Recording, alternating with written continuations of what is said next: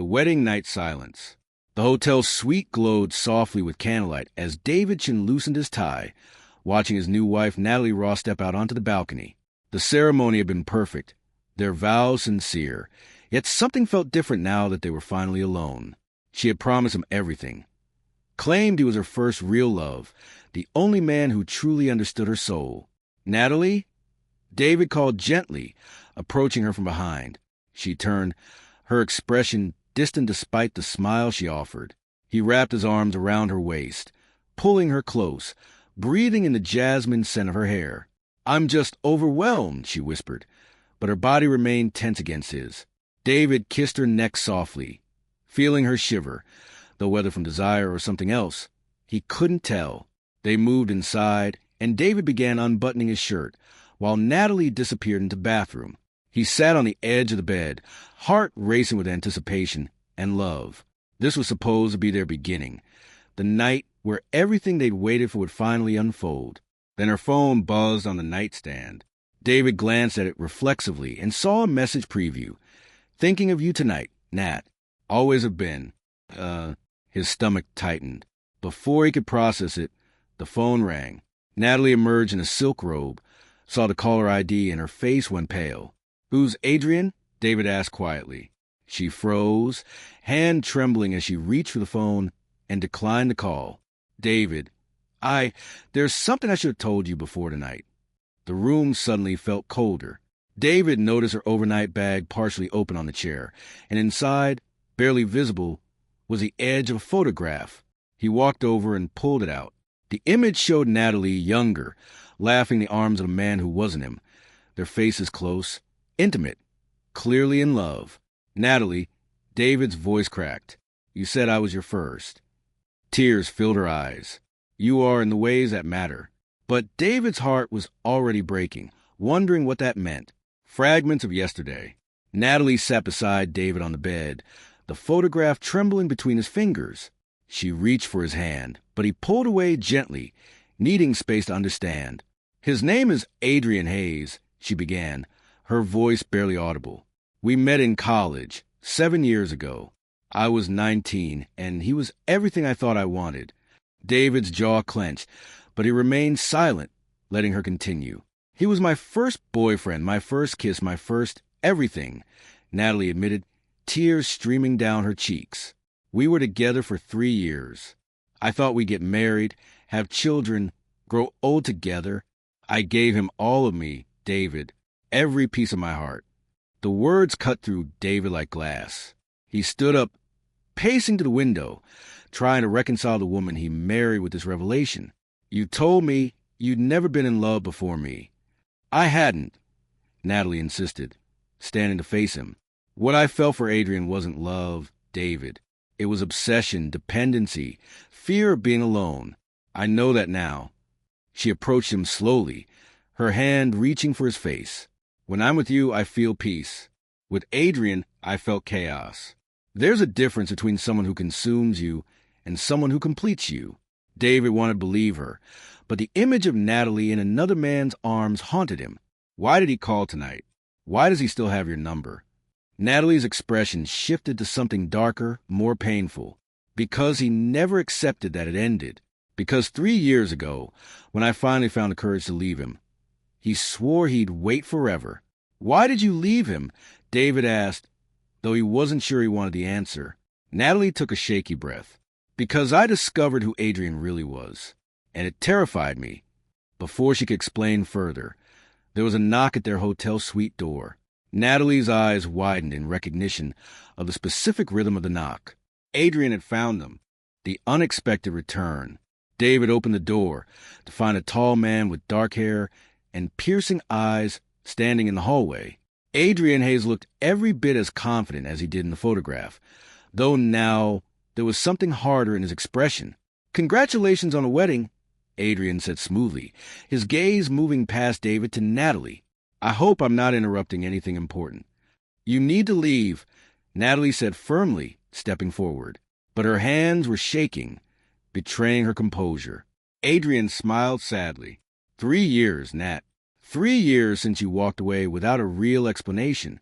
Don't I deserve closure?" David felt his protective instincts surge. She doesn't owe you anything. We're married now. Are you, though? Adrian's eyes challenged David. Or did she marry you while still carrying pieces of me? Did she tell you about our apartment in Boston? About the engagement ring I bought her? About the night she left on my pillow and disappeared? Natalie gasped. You were never going to propose, Adrian. Stop rewriting history. I loved you, Adrian said, his voice breaking slightly. I still love you, and I know you felt something tonight, something that made you hesitate with him. David looked at Natalie, searching her face for denial, for reassurance. Instead, he saw conflicted emotions swimming in her eyes. How did you even know we were here? Natalie demanded. Your sister told me. She thinks you made a mistake, rushing into this marriage. Adrian took a step closer. Come home with me, Natalie. Let's talk, really talk, about what went wrong. About what we could still be. For a moment, the silence stretched unbearably. David felt his world tilting, wondering if his wife would actually consider it. Then Natalie did something unexpected. She took David's hand firmly and looked Adrian directly in the eyes. I need to tell you both the truth, she said. The real reason I left Adrian. The reason I never told you, David. The secret that's been eating me alive. The truth beneath promises. Natalie led both men inside the suite, closing the door behind them. David sat on the sofa, while Adrian remained standing, his arms crossed offensively. She positioned herself between them, gathering courage.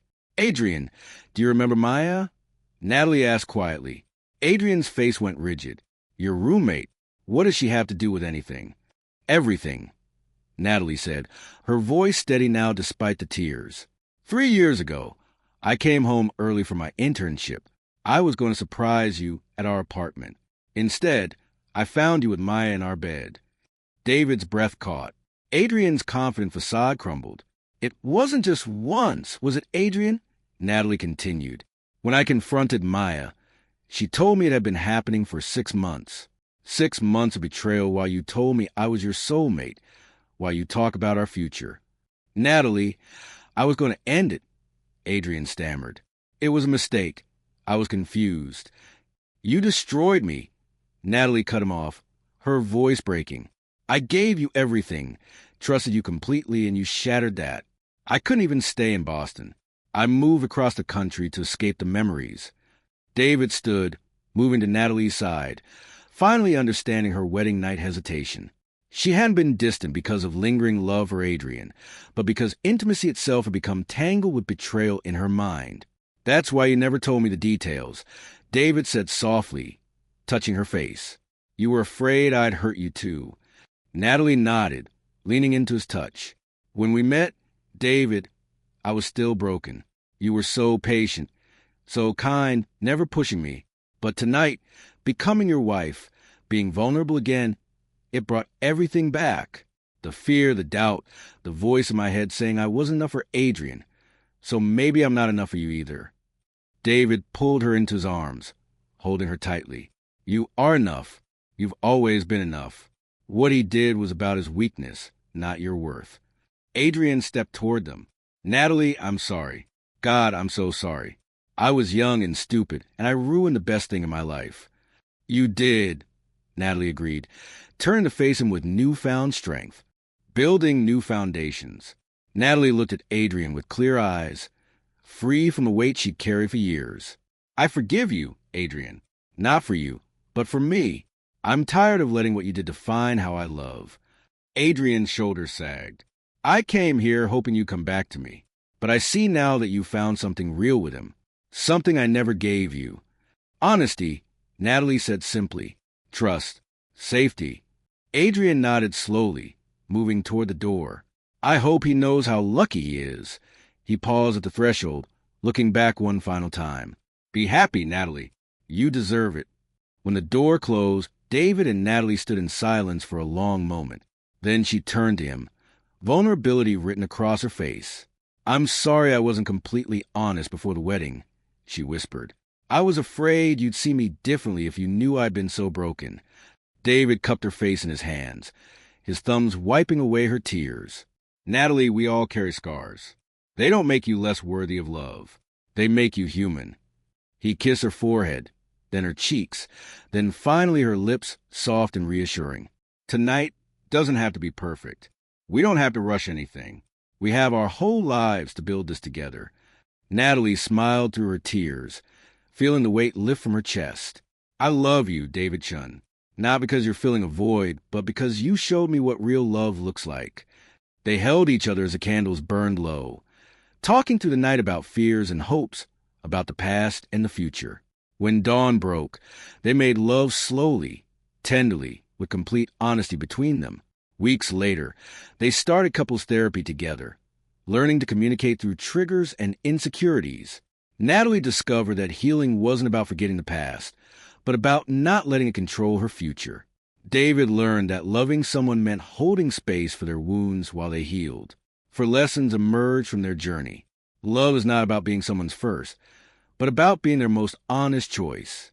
Trust isn't given once on a wedding day. It's rebuilt every morning you choose each other again. The deepest intimacy comes not from physical perfection, but from emotional transparency and acceptance.